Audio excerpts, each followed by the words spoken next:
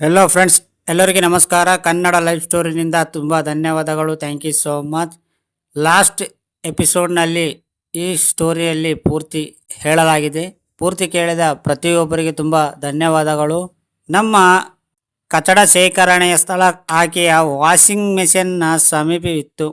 ಅದೊಂದು ಭಾರಿ ರೆಟ್ಟಿನ ಬಾಕ್ಸ್. ಅದರಲ್ಲಿ ಕೆಚ್ಪಾನ್ ಬಾಟಿಗಳನ್ನು ಸೇರಿಸಲಾಗುತ್ತಿತ್ತು. ಅದರೊಳಗೆ ನಮ್ಮ ಟೂತ್ ಪೇಸ್ಟ್ನ ಖಾಲಿ ಟ್ಯೂಬ್ಗಳ ಸಂಗ್ರಹ ಹೆಚ್ಚುತ್ತಾ ಹೋಯಿತು. ಕಟ್ಟಡಗೆ ನನ್ನ ಮಮ್ಮಿಯ ಸಹಾಯ ಕಟ್ಟೆ ಒಡೆಯಿತು. ಹಸುಪಾಸಿನ ನೆರೆಕರೆಯವರ ಹರಿದ ಮುರಿದು ಟೂತ್ ಪೇಸ್ಟ್ಗಳ ಕಚಡವನ್ನು ನೋಡಿ ಆಕೆಗೆ ರೋಸಿ ಹೋಯಿತು. ಆಕೆ ಹೇಳಿದರು, ನೀವು ಇದೇನು ಮಾಡ್ತಾ ಇದ್ದೀರಿ? ಇದು ಒಂದು ರಹಸ್ಯದ ವ್ಯವಹಾರ ಅಂತ ಮತ್ತೊಮ್ಮೆ ನಾನು ಹೇಳೋದಕ್ಕೆ ತಯಾರಿಲ್ಲ. ಈ ಕಚಡವನ್ನು ಇಲ್ಲಿಂದ ತೊಲಗಿಸಿ, ಇಲ್ಲವಾದರೆ ನಾನೇ ಇದನ್ನು ಹೊರಕ್ಕೆ ಎಸೆದು ಬಿಡುತ್ತೇನೆ. ನಾನು ಮತ್ತು ಮೈಕ್ ಕೈ ಕಾಲು ಹಿಡಿದು ಅವರಿಂದ ಕ್ಷಮೆ ಯಾಚಿಸಿದ್ದೆವು ಮತ್ತು ಇನ್ನೆರಡು ದಿನಗಳಲ್ಲಿ ನಮಗೆ ಬೇಕಾದಷ್ಟು ಟ್ಯೂಬ್ಗಳನ್ನು ಸಿಕ್ಕಿಲ್ಲವೇ ಆಮೇಲೆ ನಮ್ಮ ಉತ್ಪಾದನೆ ಶುರುವಾಗುತ್ತದೆ ಅಂದೆವು. ನೆರೆಯ ಒಂದೆರಡು ಮನೆಗಳವರ ಟೂತ್ ಪೇಸ್ಟ್ ಮುಗಿಯುವುದಕ್ಕೆ ಬಂದಿವೆ. ಅವು ಸಿಕ್ಕಿಬಿಟ್ಟರೆ ಆಯಿತು ಅಂದೆವು. ಮಮ್ಮಿ ನಮಗೆ ಒಂದು ವಾರದ ಕಾಲಾವಕಾಶ ನೀಡಿದರು.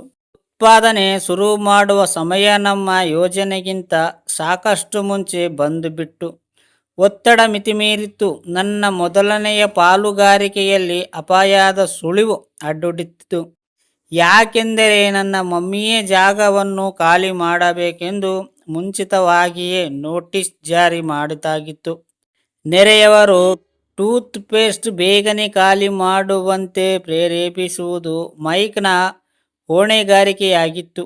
ಡಾಕ್ಟರ್ಗಳ ನಿಮ್ಮ ಹಲ್ಲುಗಳನ್ನು ದಿನಕ್ಕೆ 2 ಸಲ ಉಜ್ಜಬೇಕೆಂದು ಹೇಳಿರಲಿಲ್ಲವೇ ಎಂದು ಅವನು ಅವರಿಗೆ ಜ್ಞಾಪಿಸುತ್ತಾ ಬಂದ. ನಾನು ಉತ್ಪಾದನೆಯ ಪ್ರಕ್ರಿಯೆಯನ್ನು ಅಚ್ಚುಕಟ್ಟಾಗಿ ನಿರ್ವಹಿಸುವ ಹೊಣೆ ಹೊತ್ತೆ. ಒಂದು ದಿನ ನನ್ನ ಡ್ಯಾಡ್ ತಮ್ಮ ಗೆಳೆಯರನೊಂದಿಗೆ ಮನೆಗೆ ಬಂದರು. ನಾವಿಬ್ಬರು 9 ವರ್ಷದ ಮಕ್ಕಳು ಫೋರ್ಚ್ನಲ್ಲಿ ಅದೇನೋ ಉತ್ಪಾದನೆಯಲ್ಲಿ ತೊಡಗಿರುವುದನ್ನು ಅವರು ಕಂಡರು. ಅಲ್ಲಲ್ಲಿ ಬಿಳಿ ಬಣ್ಣದ ಚೂರುಗಳು ಚಿಲ್ಲಪಿಲ್ಲಲ್ಲಿ ಬಿದ್ದಿದ್ದವು. ಒಂದು ಉದ್ದಾದ ಮೇಜಿನ ಮೇಲೆ ಸ್ಕೂಲಿನ ಒಂದು ಸಣ್ಣ ರಟ್ಟಿನ ಬಾಕ್ಸ್ ಇತ್ತು. ಇನ್ನೊಂದೆಡೆ ನಮ್ಮ ಮನೆಯ ಇದ್ದಲ್ಲಿನ ಓಲೆ ಬೆಂಕಿಯಿಂದ ದಗದಗಿಸುತ್ತಿತ್ತು. ಡ್ಯಾಡ್ ನಿಧಾನವಾಗಿ ನಡೆಯುತ್ತಾ ಬಂದರು.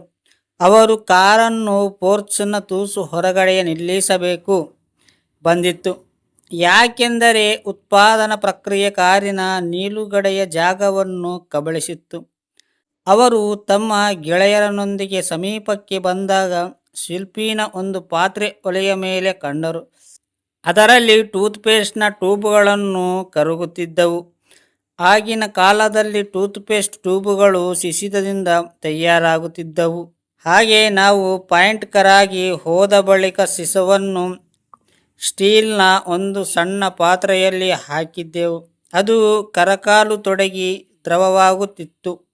ಈ ದ್ರವರೂಪದ ಶಿಶವನ್ನು ನಾವು ಹಾಲಿನ ಕಾಟ್ನನ್ನ ಒಂದು ಸಣ್ಣ ತೂತಿನಲ್ಲಿ ಹಾಕುತ್ತಿದ್ದೆವು. ಫ್ರೆಂಡ್ಸ್, ಅರ್ಥ ಆಯ್ತಾ ಸ್ಟೋರಿ? ಈ ಸ್ಟೋರಿ ಕೇಳಿದ ಪ್ರತಿಯೊಬ್ಬರಿಗೆ ತುಂಬ ಧನ್ಯವಾದಗಳು.